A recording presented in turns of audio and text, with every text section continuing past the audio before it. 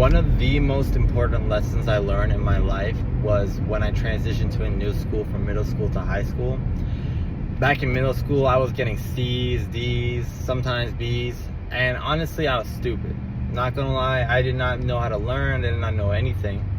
And then I went to this new school, which ended up being a really good school. I was placed in a classroom of like maybe 23 students, where in that graduating class, I think about 7 of them got perfect scores on the SAT and the ACT.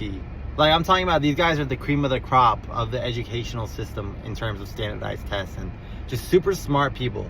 Going to those classrooms, they put me in 2 AP classes, which are college level classes, in 9th grade. Man, I failed both of them. But I learned how to learn that year. And I learned that when you put in that time, when you put in that effort into learning something and getting good at something, you can do it. You really can. Nobody is born smart.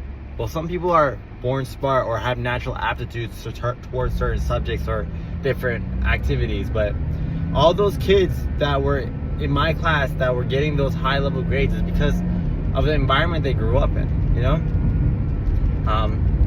That's not to take away anything from them. Everybody has their own unique genius, but don't think that a person in Harvard is suddenly like a higher tier of a human being than you in terms of knowledge.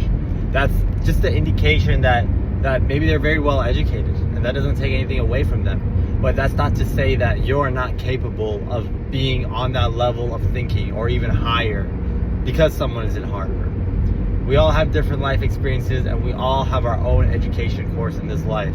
So do not feel inferior to somebody else because they came from a different school, different background, different prestigious spot, and that you can't achieve the things that they achieve. All right? Real talk.